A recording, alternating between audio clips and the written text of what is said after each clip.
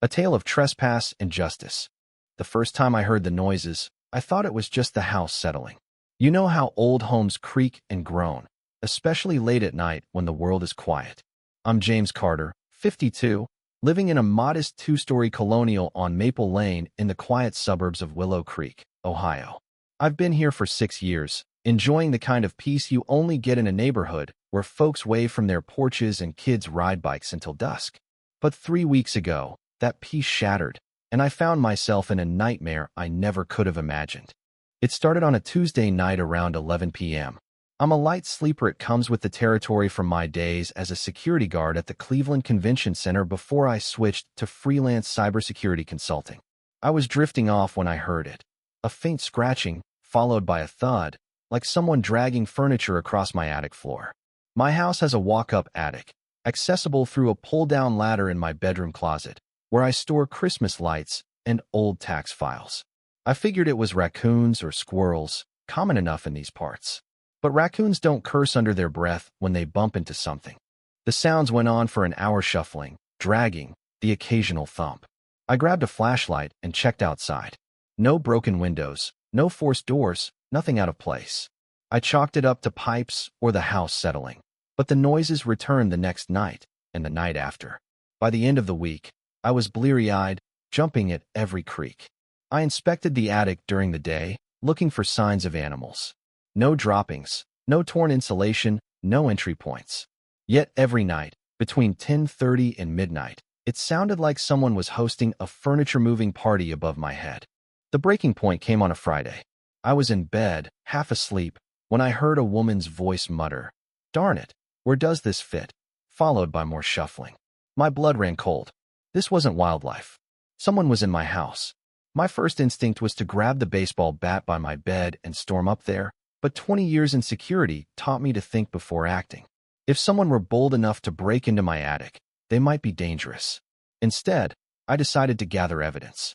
I started recording audio on my phone, capturing nearly 2 hours of the mysterious nighttime activity over the next week. The sounds were consistent, boxes being moved, containers stacked, and that same female voice muttering in frustration. Nothing was missing from my house. No signs of entry downstairs, no disturbed belongings. It was as if the intruder had a key to my attic and nowhere else. That's when I turned my attention to my neighbors. Margaret Hayes lived next door in a pristine white colonial that looked straight out of a home magazine.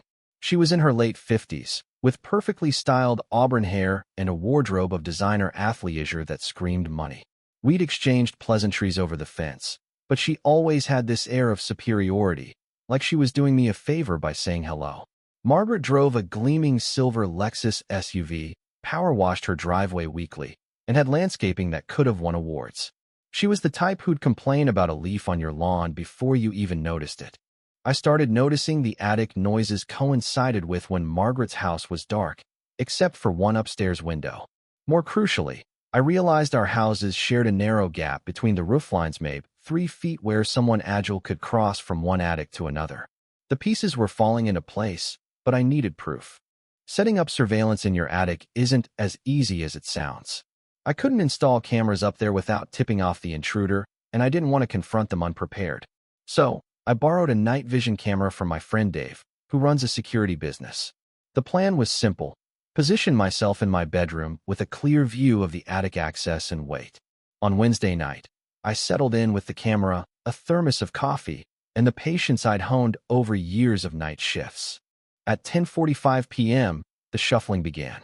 I steadied the camera, my heart pounding. What I recorded over the next hour was so surreal that I had to replay it 3 times to believe it. At 11:15, the attic ladder slowly lowered. A pair of black yoga pants and spotless white sneakers appeared, followed by Margaret Hayes, dressed head to toe in black, like she was auditioning for a spy movie. She carried a cardboard box labeled "Kitchen Miscellaneous." With the ease of someone who'd done this dozens of times, she set the box on my bedroom floor and climbed back up. Over the next 30 minutes, she made 4 more trips, each with a different box or container. I watched, stunned, as my neighbor retrieved what looked like months' worth of stored items from my attic. But here's the kicker: she wasn't stealing my stuff. She was taking her stuff, items she'd been storing in my house, without my permission. Every box was labeled in her neat handwriting: holiday decor, family photos, craft supplies, spare linens. Margaret had turned my attic into her personal storage unit. Her muttered commentary was almost comical. "Why did I shove this so far back?" she grumbled. "This better be the last trip. I've got spin class tomorrow." She was treating my home like her private warehouse, complete with complaints about the inconvenience. After her final trip, I heard her organizing what she left behind for another night, then silence. I sat in the dark, processing the audacity. This wasn't a one-off. Margaret had been trespassing in my home for weeks, maybe months, with the entitlement of someone who thought she owned the place. The next morning, I waited until I saw her Lexus pull out, probably heading to some overpriced organic market. Then I climbed into my attic to see the extent of her operation. What I found was a storage system that would have made a professional organizer jealous. She'd claimed a quarter of my attic, filling it with neatly stacked boxes, plastic bins, and even a small bookshelf. There were at least 50 containers, meticulously arranged with pathways between them. She'd even installed battery-powered LED strips for lighting. It was a full-blown storage unit in my house. The labels told a story. Winter coats 2020 to 2022, books to keep, Grandma's China, photo albums 1995 to 2015. This wasn't random junket, was a curated archive of her life. But what made my blood boil was the access point. Behind a piece of plywood, she'd removed roof tiles where our houses nearly touched, creating a secret passage between our attics. Then I found her notebook, tucked behind a box, detailing 6 months of storage activity. One entry from 3 months ago read, "Added holiday decor and kitchen extras. Jay seems clueless to noises. Good. Need to time it better, though almost caught last week." She called me Jay in her criminal diary, like I was an obstacle to her scheme. The notebook revealed her motive. Her house felt cluttered, but she couldn't part with her memories. My attic was her solution. Based on her inventory, she had thousands of dollars worth of belongings up there. This was no spur-of-the-moment decision, it was a calculated invasion. I spent 2 hours in the attic, photographing every box, bin, and label, my anger growing with each click. Margaret Hayes had turned my home into her warehouse, and her notebook proved she'd been at it for 6 months, plotting to avoid detection. The sheer nerve was staggering.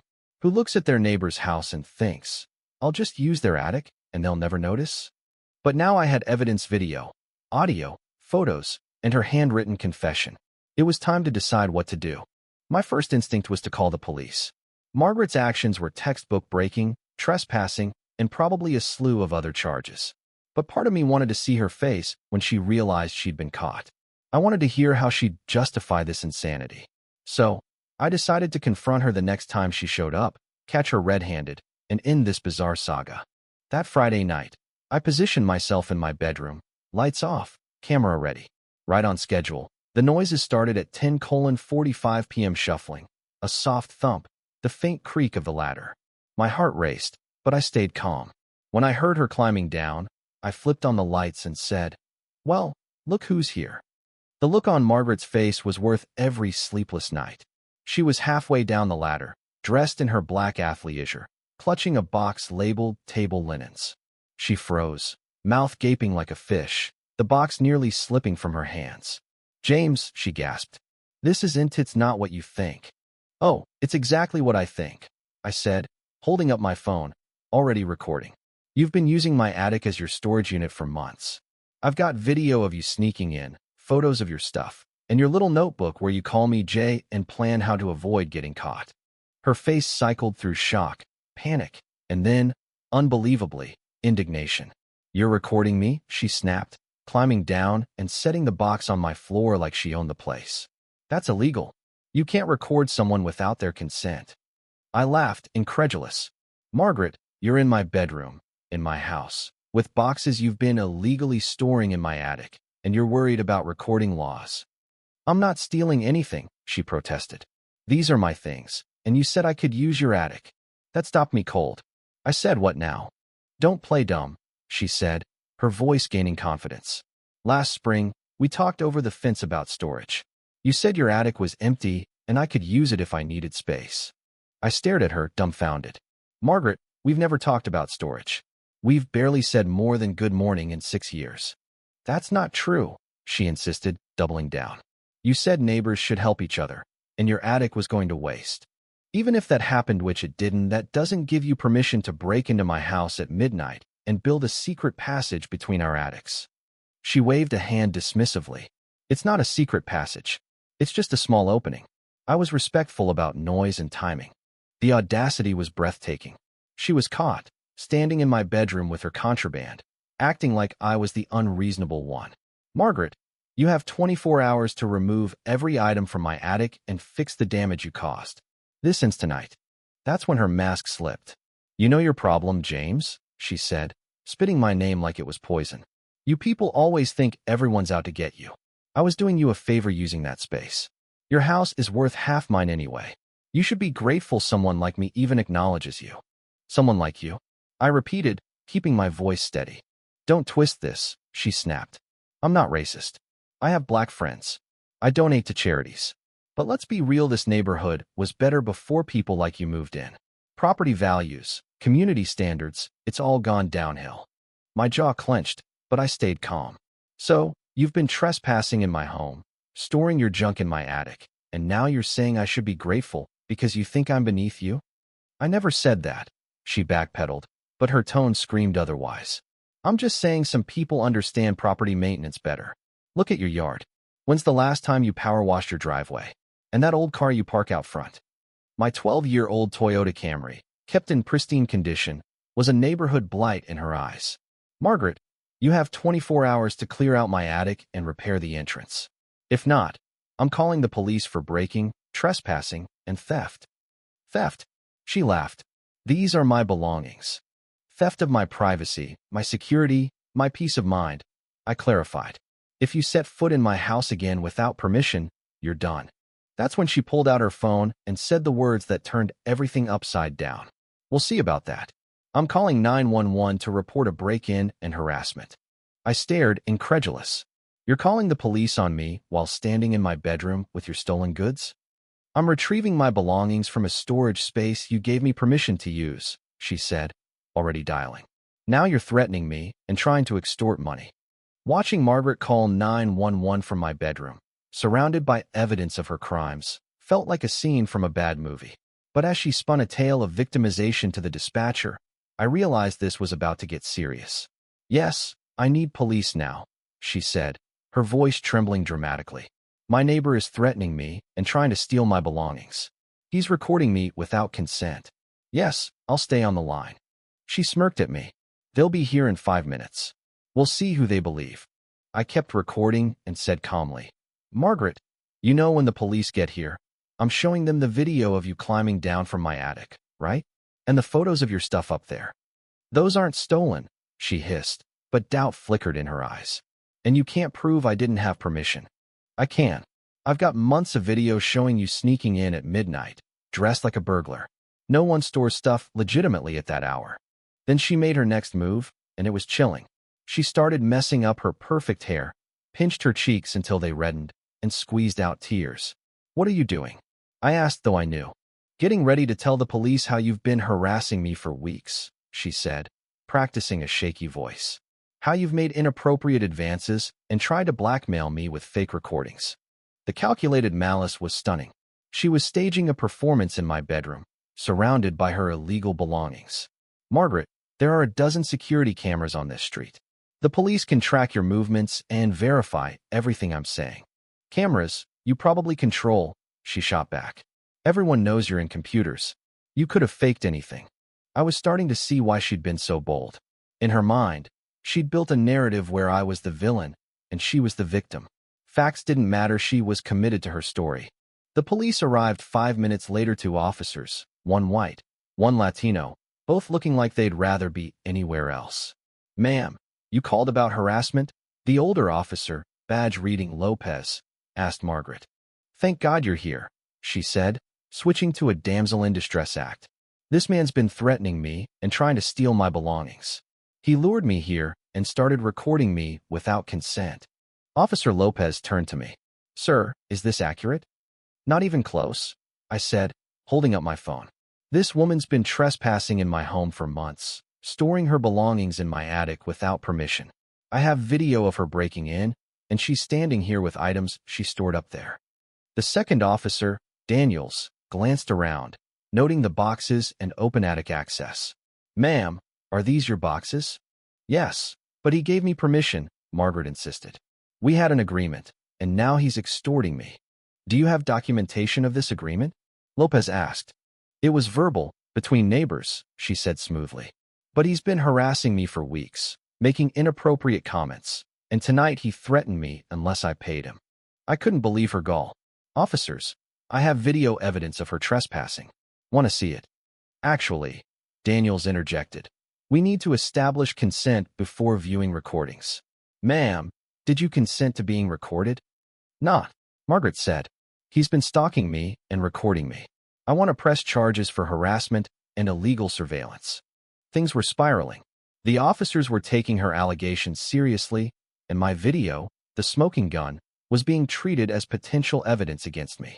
Officers, I said carefully, I recorded someone trespassing in my home. I have the right to document crimes on my property. That depends, Lopez said. If there was an agreement, recording without consent could be an issue. There was no agreement. I protested.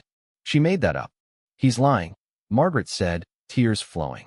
He's been making my life hell, commenting on my appearance, following me in the neighborhood.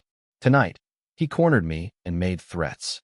The officers exchanged glances, and I could see them framing this as a he said, she said, dispute rather than the clear trespassing case it was. Sir, stop recording, Daniels said. We need to separate you two. I'm in my bedroom. I said. She's the one who needs to leave. Sir, calm down, Lopez said, his tone suggesting I was the problem. Margaret's performance was working. Two officers were looking at a tearful white woman in a black man's bedroom and drawing the conclusions she wanted. The air in my bedroom was thick with tension.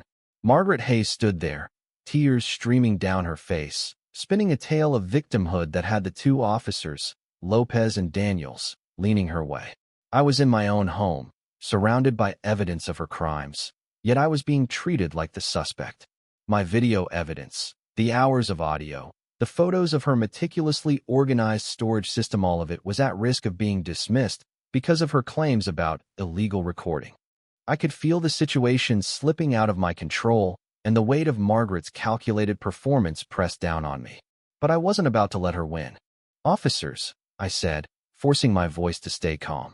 Before this goes any further, I need you to hear something. I have audio recordings of her in my attic going back weeks. The timestamps will prove she's been trespassing long before tonight. Sir, we told you to stop recording, Daniels said, stepping closer.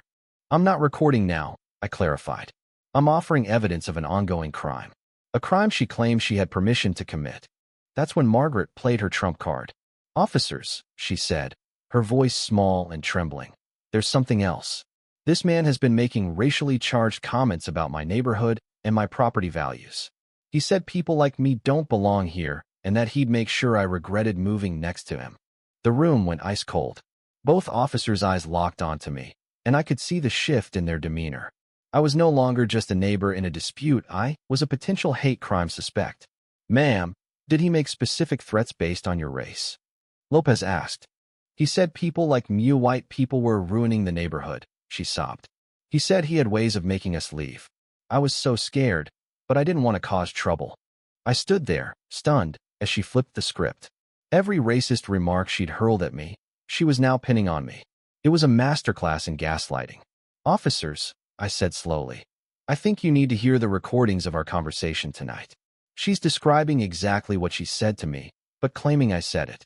Sir, those recordings were made without consent and may not be admissible, Daniels said.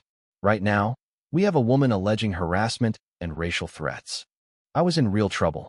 My evidence was being sidelined, and Margaret's performance was painting me as the villain.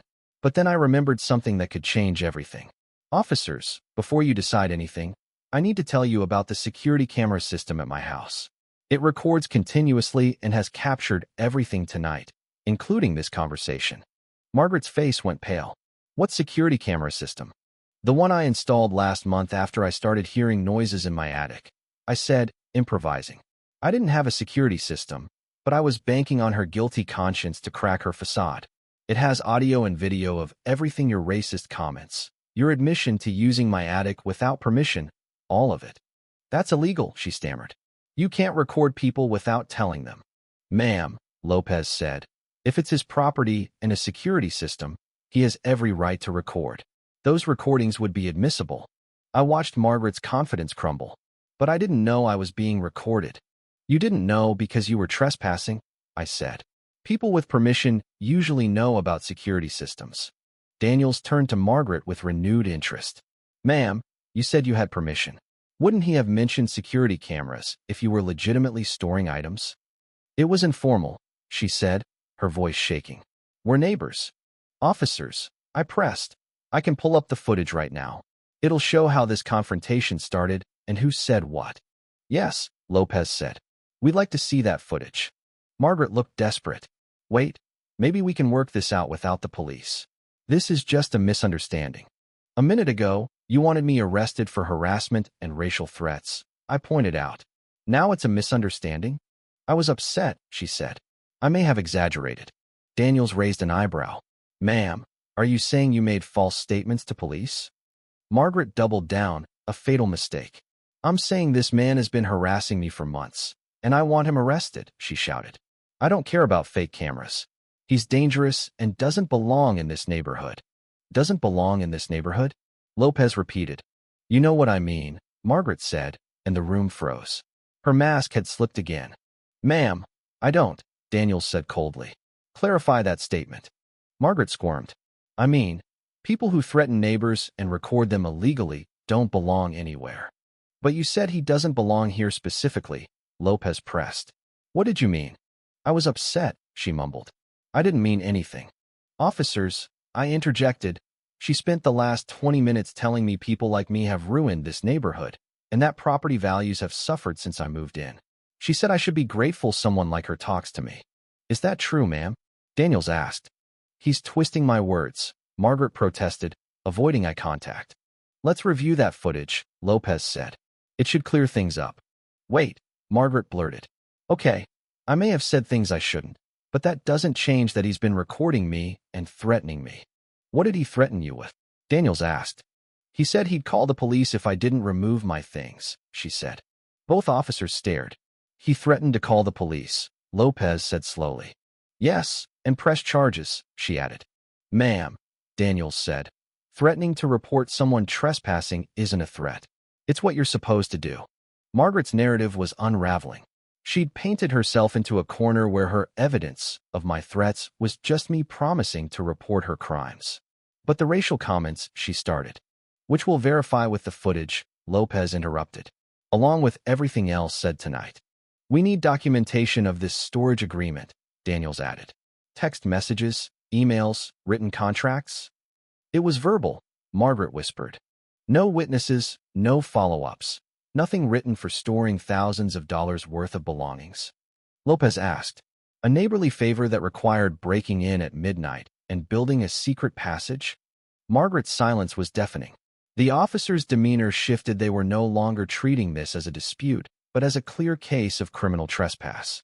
Mr. Carter, Lopez said, we need you to document all items stored in your attic without permission, plus photos of the unauthorized entrance and any damage.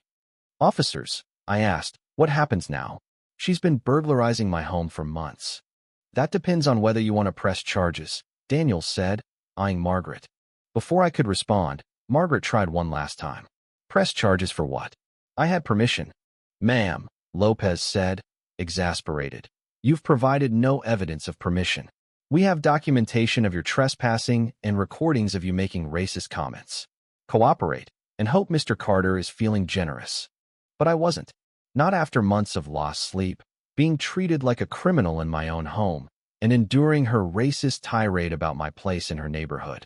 Officers, I want to press full charges. Breaking, trespassing, property damage, whatever applies. Margaret's face went white. You can't be serious. Dead serious, I said. You violated my home, my privacy, and my security. Then you tried to have me arrested with lies and made it clear you think I'm beneath you because of my race. I never said that, she protested. I held up my phone. I have recordings that say otherwise. Daniel stepped forward. Ma'am, you're under arrest for criminal trespass and breaking. You have the right to remain silent. As he read her rights, Margaret stared at me, disbelief etched on her face, as if the universe had betrayed her by letting a black man hold her accountable. This is insane, she said as Daniels cuffed her. I'm a respected member of this community. I volunteer at the golf club. I donate to charity. Those are nice references, Lopez said dryly. But they don't give you permission to break into your neighbor's house. As they led her to the door, she turned back. You'll regret this, James. I have connections in this town, important people who won't stand for this. Ma'am, are you threatening Mr. Carter? Daniels asked. Margaret's mouth snapped shut, but her eyes burned with defiance. As they walked her to the patrol car, I knew this wasn't over. People like Margaret don't go quietly, and her threat about connections hinted at trouble ahead. The next morning, I thought the worst was behind me. Margaret was in custody. I had overwhelming evidence, and the police had seen the truth. I spent the morning photographing her storage system and the damage from her secret passage, feeling a mix of relief and exhaustion. But by noon, my phone rang. Detective Laura Nguyen from the Willow Creek Police Department. Mr. Carter, we need to talk. Ms. Hayes' attorney has made serious allegations, and we need to discuss your case. What allegations? I asked, my stomach sinking. Can you come to the station this afternoon? It's better in person. 2 hours later, I sat in an interview room with Detective Nguyen and Officer Lopez, learning just how far Margaret was willing to go. Mr. Carter, Nguyen began, Ms. Hayes' attorney claims you've been stalking and harassing her for months. He says you illegally recorded her and fabricated evidence. I stared in disbelief. Detective, you have her handwritten records documenting 6 months of trespassing. You have video of her in my house. How is any of this fabricated? Her attorney claims the recordings lack consent and may not be admissible, Nguyen said. He's also arguing the trespassing charges should be dropped because of a verbal agreement.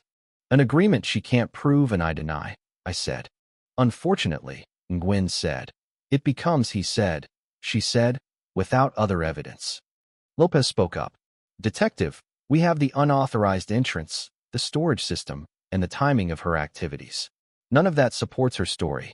Her attorney claims Mr. Carter created the entrance to frame her and that the storage system was already there, Nguyen said. I felt like I was in a parallel universe. So, I built a secret passage, set up an elaborate storage system, and let someone I supposedly hate use it, all to frame her. I know it's ridiculous, Nguyen said, but expensive attorneys can make ridiculous arguments sound plausible. What does this mean for the charges? I asked.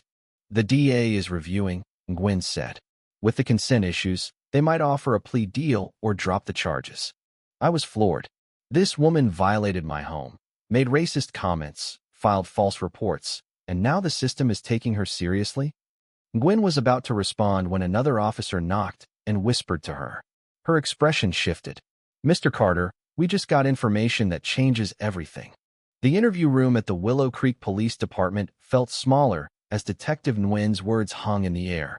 Mr. Carter, we just got information that changes everything. My heart raced, unsure if this was good or bad news.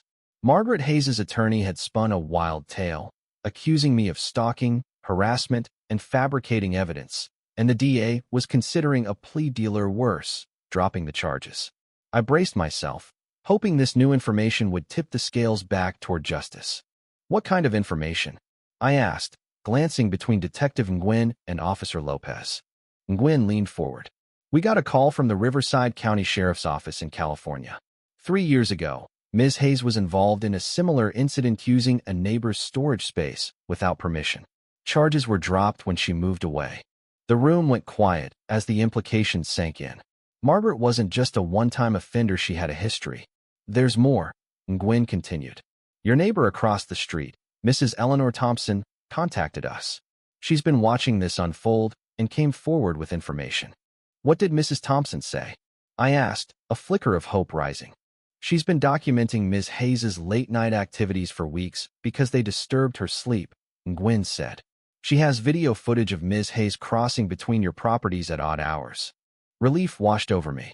So, you have independent verification of everything I've been saying? Better than that, Nguyen said.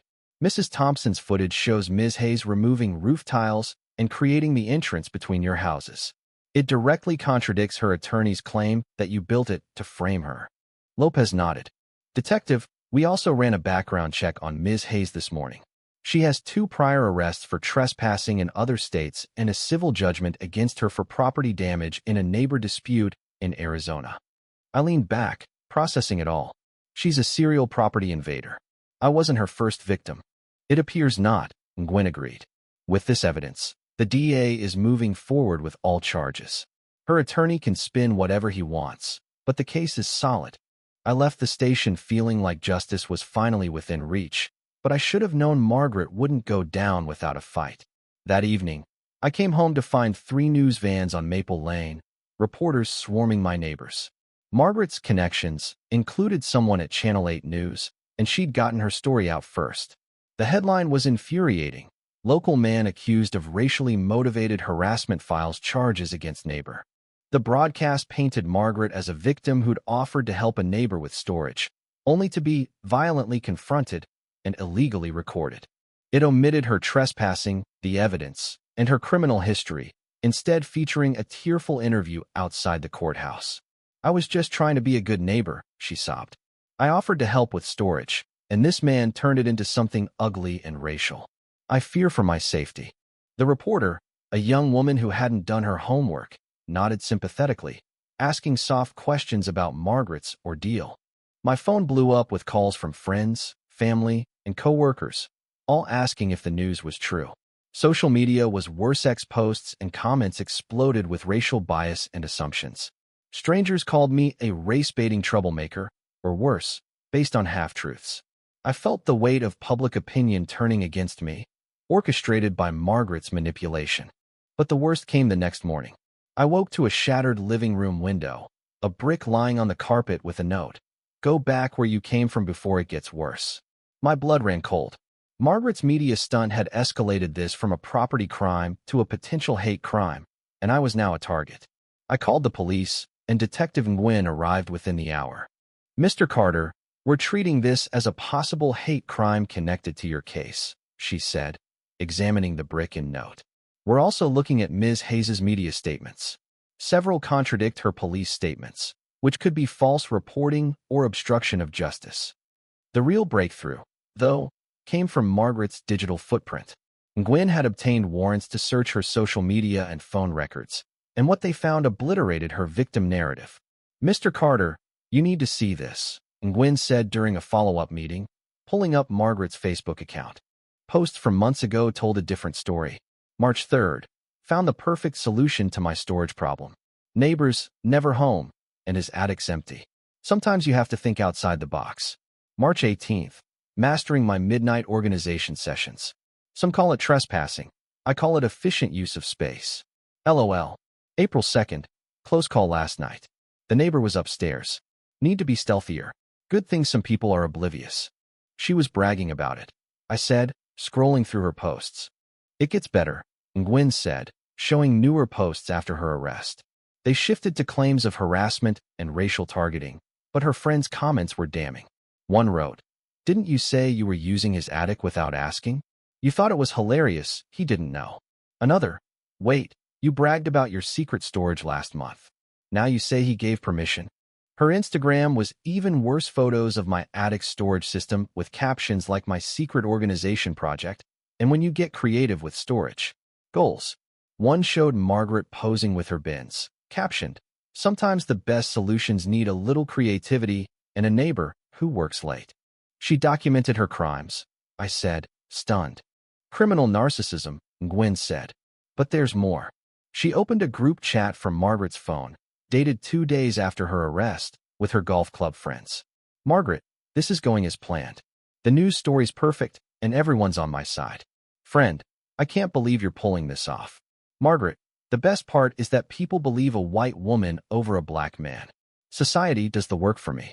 Friend, what if he has evidence?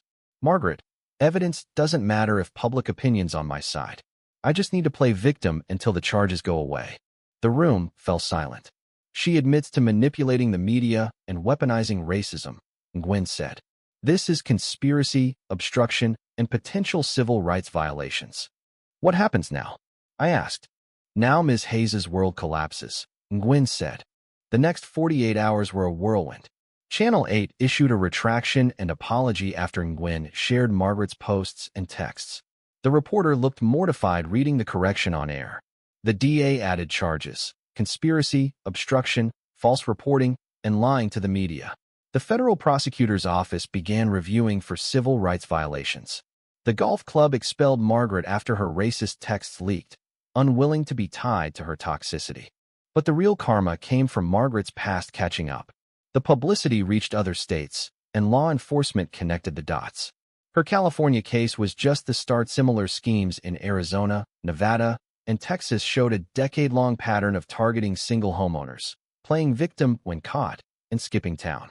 Mr. Carter, Nguyen said in our last meeting, you weren't just her latest victim. You stopped her. The fallout was swift. Margaret's attorney couldn't counter the mountain of evidence, much of it self-inflicted. Her social media, texts, and Mrs. Thompson's videos painted a clear picture of premeditated crime. But Margaret wasn't done fighting dirty. As her case headed to court, she doubled down on her public victim narrative, claiming on X that she was being persecuted by a vindictive neighbor in a biased system. Her posts gained traction among certain circles, fueling more online vitriol against me. I received anonymous calls and emails, some threatening, others racially charged. The brick through my window wasn't an isolated incident. Margaret's campaign had unleashed a wave of hostility. Yet her efforts backfired. The more she posted, the more attention she drew to her contradictions.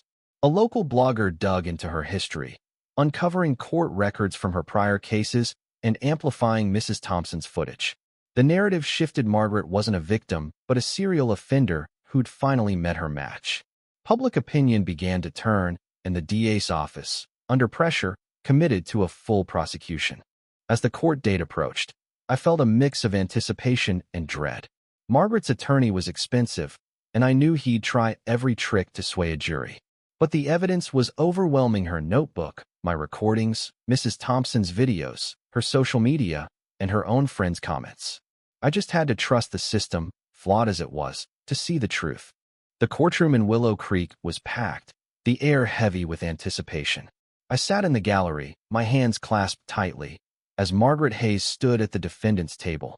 The woman who'd once strutted through my neighborhood with an air of untouchable superiority now looked diminished, her tailored blazer unable to mask the weight of the evidence against her. Her attorney, a sharp-eyed man in an expensive suit, had spent weeks trying to spin her actions as a misunderstanding. But the truth was undeniable: Margaret had orchestrated a 6-month campaign of trespassing, manipulation, and racism, and it was all laid bare. The prosecution began with my testimony. I recounted the sleepless nights, the noises in my attic, and the surreal moment of catching Margaret red-handed. I described her storage system, her secret passage, and her notebook detailing her crimes. The prosecutor played my recordings: audio of Margaret muttering to herself, video of her climbing down my attic ladder, and the damning conversation where she spewed racist vitriol about people like me ruining the neighborhood. The jury listened intently, their faces a mix of shock and disgust. Next came Mrs. Eleanor Thompson, my neighbor across the street. Her video footage, showing Margaret removing roof tiles and sneaking between our houses at midnight, was a bombshell. I couldn't sleep with all the noise, Mrs. Thompson testified. I started recording because I thought it was suspicious. I never imagined she was breaking into James's house. Her evidence directly contradicted Margaret's claim that I'd built the passage to frame her. The prosecution then presented Margaret's social media posts and texts, projected on a screen for the jury. Her March Facebook post found the perfect solution to my storage problem. Neighbor's never home, and his attic's empty, drew audible gasps. Her Instagram photos, captioned with boasts about her secret organization project, were even more incriminating. But the group chat with her golf club friends sealed her fate. The jury read her words. The best part is people believe a white woman over a black man. Society does the work for me. The room felt colder as her calculated manipulation was exposed. Detective Nguyen testified about Margaret's history: similar schemes in California, Arizona, Nevada, and Texas, always targeting single homeowners, always playing the victim. Ms. Hayes has a decade-long pattern of property invasion, Nguyen said. Mr. Carter's evidence and persistence stopped her. The FBI's involvement was mentioned, noting their investigation into potential civil rights violations based on Margaret's racial manipulation. Margaret's attorney tried to salvage the case, arguing that my recordings were inadmissible due to a lack of consent. But the judge overruled, citing Ohio law allowing homeowners to record on their property to document crimes. The attorney then claimed Margaret had implied permission based on neighborly interactions, but he couldn't produce a single text, email, or witness to support it. His final tactic was to paint Margaret as a well-meaning neighbor who'd been overwhelmed by clutter and made poor choices. The jury wasn't buying if their own words, captured in texts and posts, showed premeditation, not regret. When Margaret took the stand, she tried one last manipulation. "Your Honor, I've learned so much from this," she said, her voice quivering. "I realize my actions were wrong, and I want to apologize to Mr. Carter for any misunderstanding." The judge cut her off. "Ms. Hayes, this court has reviewed your social media, texts, and media statements. This wasn't a misunderstanding. This was a calculated criminal enterprise, covered up with false accusations and racial manipulation." The courtroom buzzed as the judge's words sank in. The prosecution rested, and after a brief deliberation, the jury returned a guilty verdict on all counts: breaking, criminal trespass, property damage, conspiracy, obstruction of justice, and filing false police reports. The federal prosecutor's office was still reviewing civil rights charges, but for now, Margaret faced the consequences of her actions in Willow Creek. At sentencing, the judge was unflinching. "Ms. Hayes, your actions violated the sanctity of Mr. Carter's home, exploited racial biases, and endangered a community through your media manipulation. Your history of similar crimes across multiple states shows a pattern of entitlement and disregard for others." She sentenced Margaret to 2 years in prison, 5 years of probation, full restitution for damages to my property, and 500 hours of community service in racial reconciliation programs. The restitution included repairs to my roof and attic, estimated at $8,000, a cost Margaret could barely afford after her legal fees. But the sweetest justice was what happened to Margaret's prized possession, her pristine colonial home. Between legal costs, fines, and lost income, she was forced to sell at a significant loss. The buyers? A young black couple, the Thompsons, with 2 kids and a dog, moved in with infectious enthusiasm. I watched them unload boxes, their laughter echoing across Maple Lane, and couldn't help but smile at the irony. Margaret had obsessed over property values and neighborhood standards, blaming people like me for their decline. In the end, her crimes tanked her home's value and brought the very change she'd feared. The Thompsons invited me over for a barbecue the next weekend. Over burgers and lemonade, we laughed about the absurdity of Margaret's scheme. "She was so worried about you ruining the neighborhood," Mrs. Thompson said, shaking her head. "But she's the one who brought all the chaos."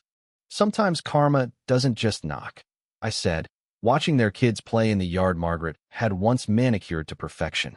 "It breaks down the door, rummages through your stuff, and posts the evidence online." The fallout didn't end with Margaret's sentencing. The brick through my window, investigated as a hate crime, led to a local teen influenced by Margaret's news story. He confessed, citing online rhetoric stoked by her claims. The case sparked a community reckoning. Town hall meetings addressed racial bias, and Willow Creek's Homeowners Association launched inclusivity initiatives. Margaret's golf club, humiliated by the leaked texts, donated to local diversity programs to salvage its reputation. Nationally, Margaret's case gained traction. True crime podcasts dissected her pattern of property invasion, dubbing her the attic intruder. A Netflix documentary was rumored to be in development, though I declined to participate. I'd lived it once and didn't need to relive it. The publicity brought forward more victims, from a retiree in Tucson to a single mom in Reno, each with stories of Margaret's trespassing schemes. The FBI's multi-state investigation grew, and whispers of federal charges loomed. For me, life settled back into a quiet rhythm. The attic was silent, my sleep uninterrupted. I repaired the roof, cleared out Margaret's storage system, and reclaimed my space. The Thompsons became fast friends, their kids' laughter a daily reminder of the neighborhood's resilience. Maple Lane felt different now, not just peaceful, but stronger, as if Margaret's exposure had forced us to confront truths we'd ignored. Reflecting on it all, I realized how close I'd come to losing. Margaret's manipulation or lies, her media stunt, her weaponization of race nearly turned the system against me. But the truth, backed by evidence and persistence, prevailed. Her downfall wasn't just punishment, it was a lesson. Entitlement, no matter how polished, crumbles under scrutiny. Injustice, when it arrives, can be poetic. Every time I see the Thompsons' kids biking past my house, I'm reminded that Margaret's worst fear, her neighborhood changing, was her own doing. She didn't just lose her house or her freedom. She lost the illusion of control she'd clung to. And in its place, something better took root: a community that, for all its flaws, chose truth over lies. As I write this, I'm sitting on my porch, the evening air cool and calm. The sounds in my attic are gone, replaced by the hum of a neighborhood moving forward. Margaret learned the hard way that no amount of wealth, connections, or manipulation can outrun the truth. And I learned that sometimes, standing your ground isn't just about protecting your home, it's about protecting what's right. Thank you for following James's story, a tale of trespass, deception, and justice that exposes the raw edges of human behavior. What do you think about the themes of violence and injustice in this narrative? Have you ever faced or witnessed someone exploiting privilege to avoid accountability, only to face consequences? How should communities address racial bias and entitlement to prevent stories like this? Drop your thoughts in the comments below. I'd love to hear your perspective, whether you agree with the outcome or have a different take. Take a stand, share your story, and let's keep the conversation going.